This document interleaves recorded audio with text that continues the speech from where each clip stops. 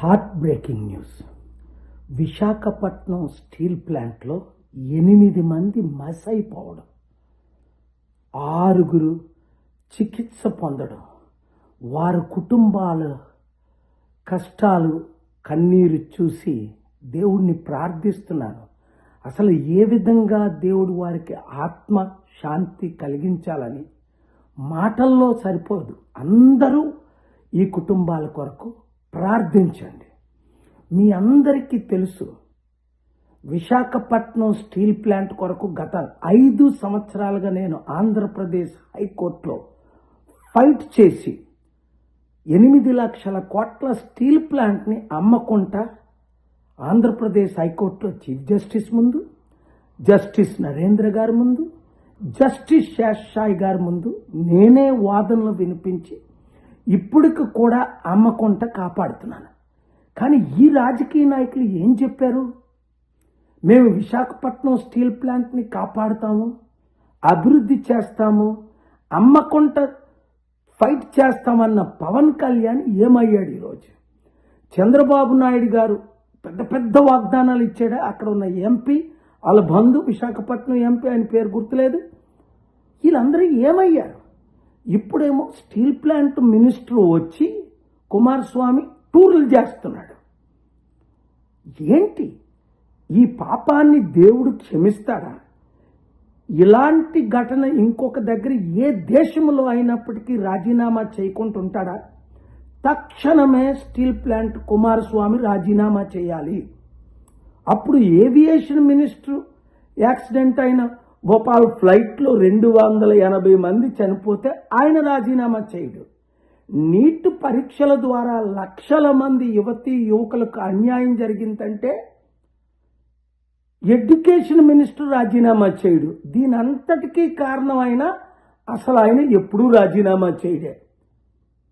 ఇది మన దేశ పరిస్థితి, మన రాష్ట్ర పరిస్థితి.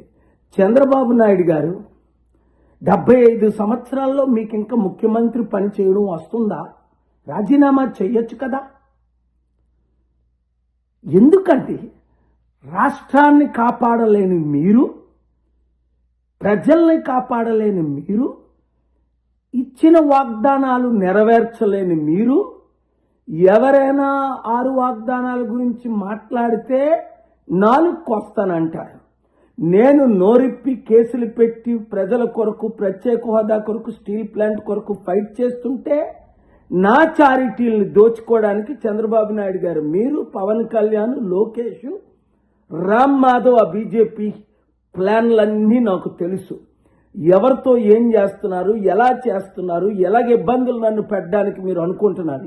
ఏది ఏమైనా గుర్తించుకోండి, 2009లో 7 ఇబ్బందులు పట్టారు, మస్ అయిపోయారు. నేను ప్రశ్నిస్తుంటాను. నా విశాఖపట్నం ప్రజల కొరకు ఫైట్ చేస్తాను. నా తెలుగు రాష్ట్రాల కొరకు, ఆంధ్రప్రదేశ్, తెలంగాణ కొరకు ఫైట్ చేస్తాను. విశాఖ ఉక్కు ఆంధ్రుల హక్కు అని కనీస మర్యాద ఉంటే, గౌరవం ఉంటే వెంటనే ఈ చనిపోయిన 8 మందికి చంద్రబాబు నాయుడు గారు ₹1 ప్రకటించకండి, ఇవ్వండి, ఈరోజే ఇవ్వండి. లక్షల కోట్లు ఉన్నాయి కదా మీ దగ్గర, గవర్నమెంట్ తీస్తారా, మీ సొంత తీస్తారా? ఇచ్చి తీరండి. 2, పవన్ కళ్యాణ్ న్యాయం చేయలేకపోతే, సెంట్రల్ గవర్నమెంట్ నుంచి ₹1 ఇప్పించలేకపోతే ఈ 8 మందికి, గాయపడిన వాళ్ళకి 50 లక్షలు వెంటనే రాజీనామా చేయాలి. రాష్ట్రాన్ని మేము బాగు చేసుకుంటాం. మీకంటే 1,00,000 రెట్లు తెలివైన వాళ్ళు ఉన్నారు. నా మాట వింటారు. రండి, సమిట్లు పెడదాం. ఇప్పుడైనా వస్తారా? ఇప్పుడు చూసారా, అమెరికాలో మోస్ట్ పవర్ఫుల్ లీడర్ నా పక్కన కూర్చొని 6 వీడియోలు రిలీజ్ చేశారు.